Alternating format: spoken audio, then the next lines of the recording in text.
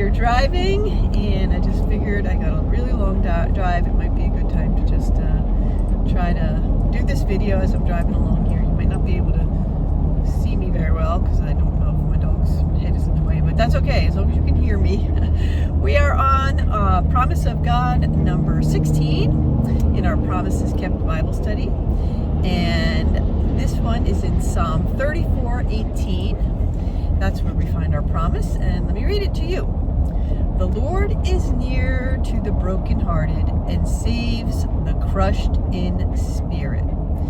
The Lord is near to the brokenhearted and saves the crushed in spirit. So there are two promises really in there. The Lord being near to the brokenhearted and saving the crushed in spirit. So I guess let's just take them both. And I guess it all really ties into what we've talked about before.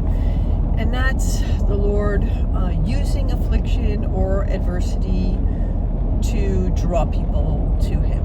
And I cannot tell you how many stories I know that surround this, including my own salvation story, which features just being at the end of your rope, just hitting bottom and deciding that's a time to seek the Lord, or better stated, the Lord drawing you near during that time, which is what it says here in our verse, that the Lord is near to the brokenhearted.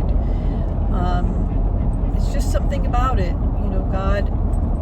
God will use the worst of possible circumstances to draw near to you and show Himself to you in hopes that your ears will be opened to hearing about Him, which is, it's a great truth that is what happens. Now, there's plenty of people that come to know the Lord, and it happens not through being crushed in spirit, but many, many, many, many people do. And it's a truth, that if you're in that really, really terrible spot, the Lord is drawing near to you. And I hope that maybe this video is your opening of the ears, that you'll start to seek Him in your crushed in spirit state. He's really the only one that is steady and constant. He's the only one that can heal. He's obviously the only one that promises heaven. So if you've tried everything else, He's the one to turn to. He's not just the only one. He is the one that can help you. And we have the Apostle Peter saying that, at one point, he's kind of confronted with this, and Peter says, to where else am I going to turn? You're the Messiah. To what else are you going to go back to? And I can tell you, for me, I tried everything before I discovered, following Jesus, and all those things fell very, very short. So, when I say everything, I mean, changing jobs and leaving my marriage, and Buddhism and Hinduism and pagan stuff, drum circles and all that, and none of it filled the void, and none of it lifted my spirit. Maybe temporarily, but it didn't last. So I'm living proof that the Lord drew near to me when I was crushed in spirit. Just randomly, somebody gave me a Bible, and I'd never had one, and I just decided to read it, and there is where I found Jesus in the pages of the Bible. So that's that. And then it says, and saves the crushed in spirit. And that's one of those things, again, where it says saves. It's talking about your salvation from hell. All of us are born and we die, and if we don't find Jesus, then our eternal destiny is hell. And Jesus came to save you from that fate, to give you the way out of the fate that's coming your way, no matter what you do.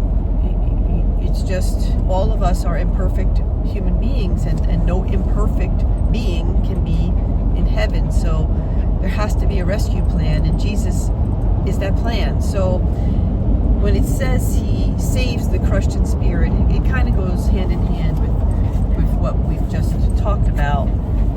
the beginning of the verse, which says he's near to the brokenhearted. It's just, you know, those folks who have been in that situation or are in that situation, you can find salvation through Jesus. The only salvation that really matters. You know, you might think that getting married will save you, or getting that perfect job will save you, or 10 other things, but the only thing that will eternally save you, give you eternal peace, is not a thing. It's Jesus. So it's a great promise. If you're at that low point, I just implore you to seek out Jesus. He's near to you, so it won't be hard. He's right there. Start asking questions. Maybe go attend a nice church that you've heard about, or ask a friend who's a Christ follower to just share with you what they've experienced through coming to know Jesus, and just draw near to him. He's already drawing near to you. All right, so I hope you're able to hear me. I know you can't see me very well. My little poppy seed, my little dog here, has to sit on my lap while we're driving, which is probably not safe, but what are you gonna do? All right, see you next time. Bye.